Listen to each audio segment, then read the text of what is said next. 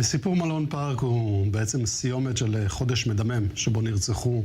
L'attaque du parc hôtel intervient après un mois sanglant. 135 Israéliens ont été assassinés en un mois. עד אז היינו עם 600 ישראלים Nous הורגים. comptions à l'époque plus de 600 victimes du terrorisme. C'est une histoire complexe. On parle d'une cellule terroriste qui représente bien l'histoire de l'opération Rempart et de la deuxième intifada. חוליה שאני יודע עליה כמפקד האזור. Une cellule que je suivais personnellement en tant qu'officier du Shabak sur le terrain et que j'essayais d'intercepter pour l'empêcher de commettre d'autres attaques. לעצור אותם. Mais je n'y parvenais pas. La raison ? Nous avions l'interdiction de rentrer dans la zone A contrôlée par les Palestiniens. Cette attaque s'est produite le soir des fêtes de Pessah. Deux terroristes, deux salopards, rentrent en Israël et cherchent un endroit pour faire exploser l'un des deux. לבצע פיגועי התאבדות.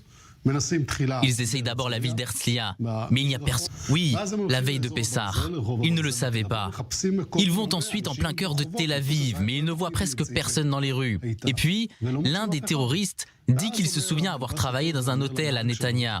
Il dit à son conducteur que dans une demi-heure, des repas pour 10 ou 15 personnes seront servis. שם כ10-15, זו השגרה שהייתה שם באותה תקופה. Il ne savait pas que dans la salle se trouvaient ce soir-là 280 personnes. Le terroriste a laissé derrière lui un enfer. C'est ce que j'ai vu. Un enfer, un massacre, une horreur. Et croyez-moi, j'ai vu de nombreuses scènes d'attaque.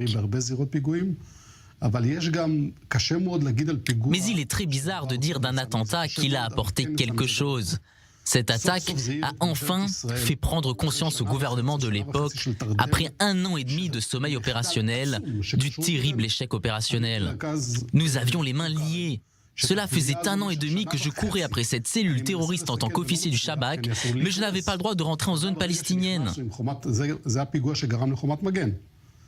Après le lancement de l'opération Rempart, nous sommes entrés dans tout le carême. Le 3 mai, j'ai commencé mon travail de localisation de la cellule. Le 5 mai, la cellule terroriste était éliminée. Les 5 terroristes ont été neutralisés en moins de 3 jours. Plus d'1 an après l'interdiction de se rendre sur place pour les arrêter. אחרי שנה וחצי שלא יכלתי לתפוס אותם. Isar David, pourquoi à chaque fois c'est la même musique qui se répète en Israël? Il faut à chaque fois un point de non-retour, un espèce de game changer pour que les politiques se décident.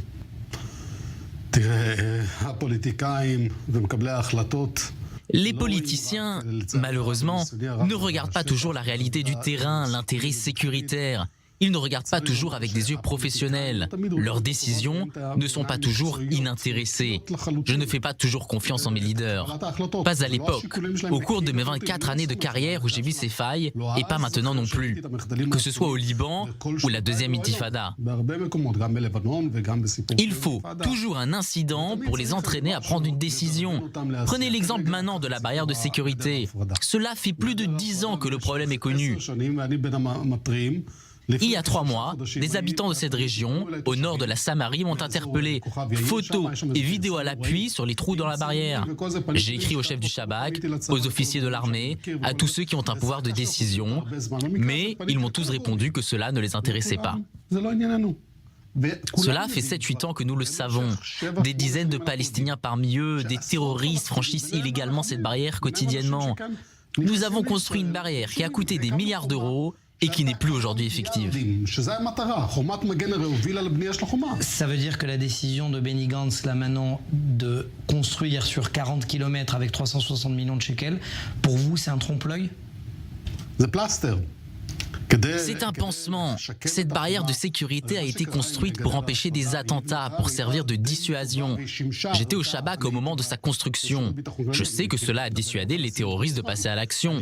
Entre 2005 et 2008, il n'y a presque pas eu de tentative de passer la barrière. Hormis cette opération dont je me souviens, ils avaient utilisé une grue pour les faire passer. Vous imaginez combien il fallait faire preuve d'imagination pour franchir la barrière? Mais au fil des années, ils se sont aperçus qu'il y avait des trous et Israël les a laissés faire. Vous comprenez?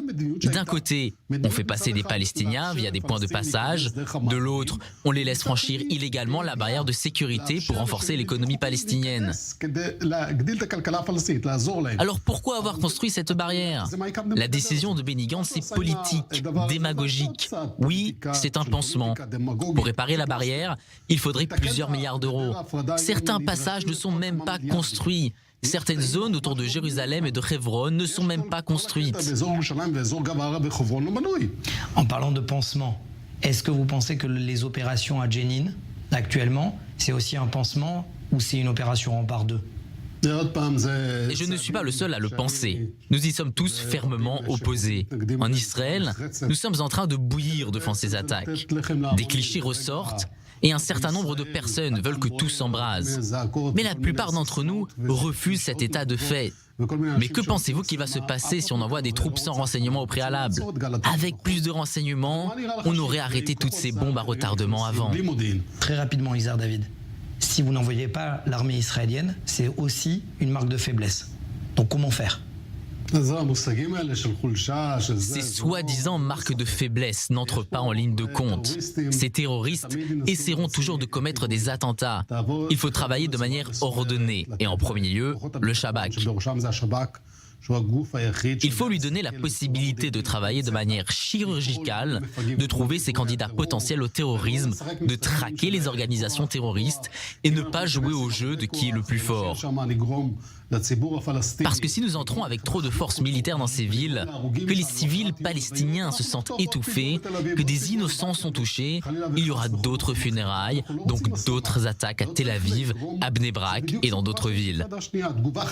Nous ne voulons pas d'embrasement. C'est comme ça qu'on s'est retrouvés en pleine deuxième intifada. Mais si des voix s'élèvent pour pousser le gouvernement à prendre des décisions trop politiques et démagogues, cela va nous plonger dans une nouvelle vague de terreur sans qu'aucun des deux peuples ne le souhaite.